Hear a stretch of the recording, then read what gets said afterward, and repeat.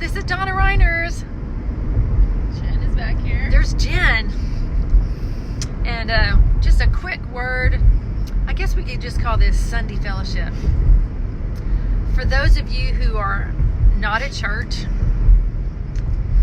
maybe have been running from being at any kind of church, perhaps felt stuck, maybe even been mad at God, or questioning and wondering what the hey. Sorry about the bumps, we're in the car, clearly. And just real simple, we were talking today, this morning on our way to church,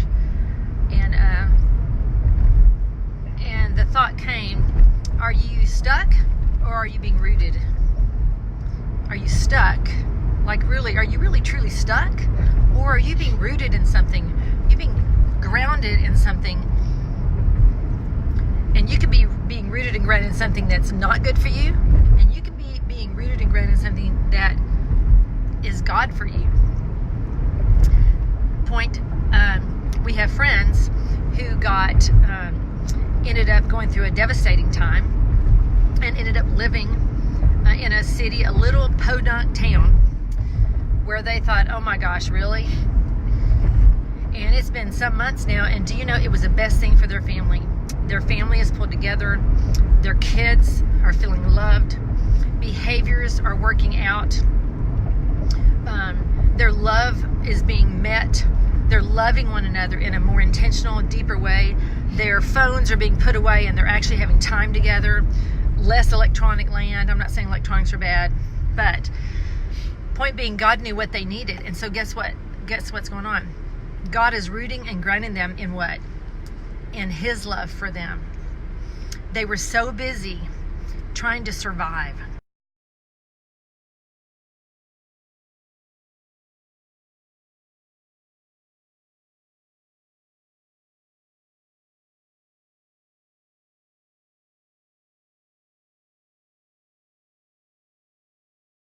Total smartness, because God is the smartest person that we know.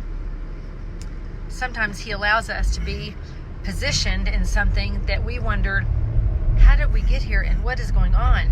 And if you fight it and you run from it, then you never get to really find out what is God saying to you and what is God doing to you, because He's much more personal and intimate than just going to church on Sunday or just going to church on Wednesday or just going to church on Tuesday, though I do not believe in forsaking any of those things. So I just want to encourage you, if you feel stuck, perhaps God has a message for you. Maybe He's rooting you and grounding you in something. If you feel stuck and you're in depression and despair, it's possible that unbelief is wanting to take you and nail you down and keep you from ever coming up from being from stuck as well. So it can go either way. It's all about meeting God right where you are, because I know He's meeting you where you are, and allowing Him to give you a strategy and for you to have the relationship with Him that He wants you to have wherever you are, so He can take you where He wants you to go. You got anything? I can relate to that. I don't have any profound revelation at this moment, but you can be encouraged that every season has purpose. Every season has an element of preparation for the next. And sometimes it's obvious to us in the moment, and sometimes we don't have a clue until we're in the next season, and we can choose to be observant and grateful and say there's something good here, even when it looks like all heck has broken loose, or you feel stuck like nothing's ever going to improve. But honestly, I've seen time and again that when I'm in a season and I look back, I realize even the things that were difficult actually were just becoming tools in my pocket. So just may that encourage you. So bless you, dear ones. Bless you. If you feel stuck, get with God today. If you don't feel like you have a relationship with Him anymore because maybe religion made you mad, or people made you mad, or Christians made you mad, or church made you mad, then sometimes that mad can actually be in the way of your relationship with Him. But there's nothing in the way of His relationship with you. Nothing. There's nothing in the way of His relating to you. Nothing.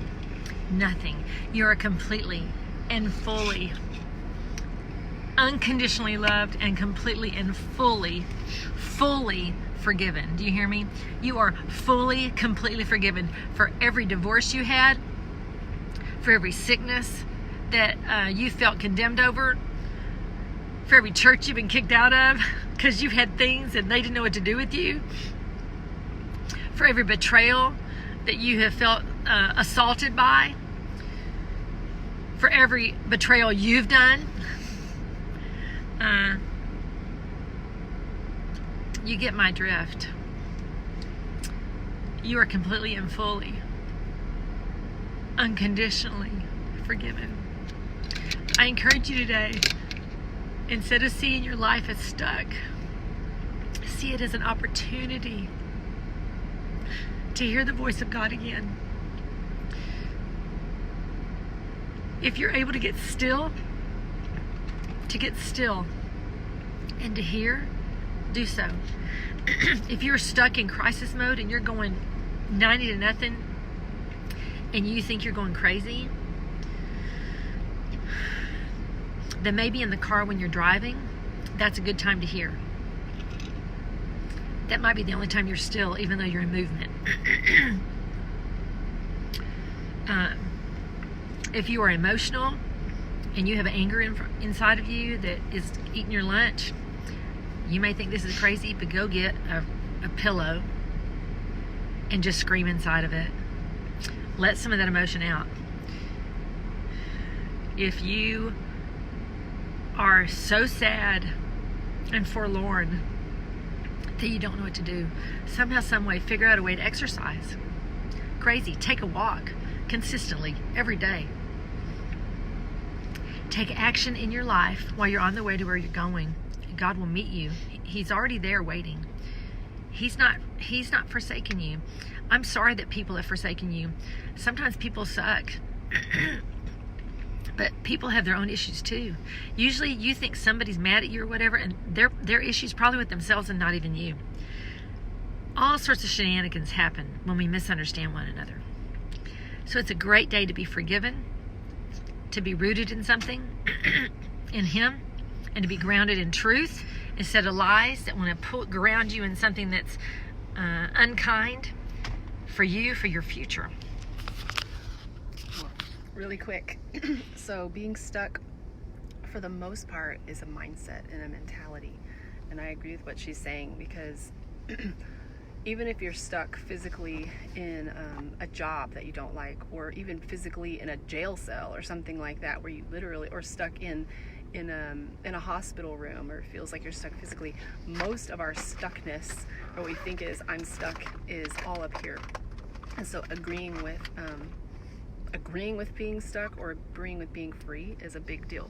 So that's something that I'm actually learning in different areas as well, just the power of our mental agreement and our heart connection, and where we're choosing to put our thoughts and put our agreement. There's just no other better word for it. So when you are, even if you are literally physically, quote, stuck in something, or financially stuck in something, or something like that, inside of you, you can be the most free you've ever been. So there you go. Okay, last word, friends. Mentally and emotionally, on the inside of you, see yourself not stuck. See yourself not stuck. See yourself mentally, in the inside. See yourself in a chair, sitting in the arms of God, and Him loving you through your most hellacious, most difficult, strongest pain. See yourself receiving strength from your greatest partner inside, Father, Son, and Holy Spirit. And allow yourself to see yourself there long enough to really receive it. It can be a true transaction. Your physical body doesn't know the difference about what's happening inside your mind or what's happening to you outside, so you might as well take advantage of it. I love you. I bless you. Until soon, this is Donna Reiners with Jen, with a little bit of Sunday fellowship. Bye-bye.